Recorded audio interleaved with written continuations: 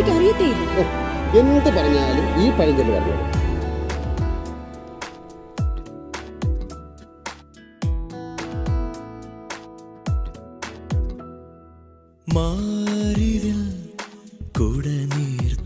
അങ്ങനെ നാടോടുമ്പോ നടുവേ ഓടണമായിരുന്നെങ്കിൽ ഞാൻ നിന്നെ കെട്ടിയപ്പോ ശ്രീധനം വാങ്ങിക്കണം. He just recreated that day. What? Don't you get it? He just recreated that day. August 2-3 തീയതികൾ അയാൾ പുനരാവിഷ്കരിച്ചു. സിനിമയുടെ പ്രത്യേകത എന്താ? ദൃശ്യം. ഒരു ദൃശ്യം മനസ്സിൽ പതിയുന്ന ആഴത്തിൽ മറ്റൊന്നും പതിയില്ല.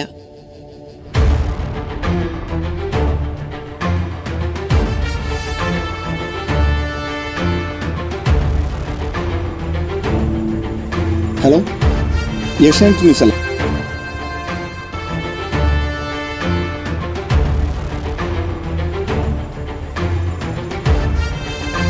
നിങ്ങൾ വലിയ മനുഷ്യനാണ്.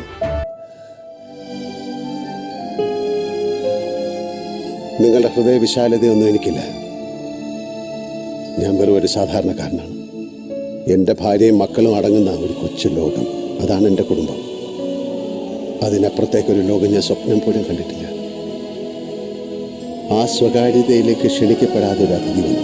ഞങ്ങളുടെ കുടുംബം ശിഥിലമാക്കാൻ കേൾക്കുന്നൊരു അതിഥി. ഞങ്ങളുടെ യാചനകളൊന്നും അവൻ ചെവിക്കൊണ്ടില്ല. എന്ത് ചെയ്യണമെന്നറിയാതെ നിന്ന വെപ്രാളത്തിൽ പറ്റിയ ചെറിയൊരു കയ്യബദ്ധം. ഇനി ഒരിക്കലും തിരിച്ചു വരില്ല എന്ന ഉറപ്പോടെ എന്നേക്കുമായി ആ അതിഥിയെ ഞങ്ങൾ മടക്കി അയച്ചു. എല്ലാവർക്കും എന്ന പോലെ എനിക്കും എൻ്റെ കുടുംബം വലുതാണ്. അത് തകരാതിരിക്കാൻ ഞാൻ എന്ത് ചെയ്യും? അവിടെ എൻ്റെ മുന്നിൽ ശരികൾ മാത്രമേ ഉള്ളൂ. ഞങ്ങളോട് പൊറുക്കണം.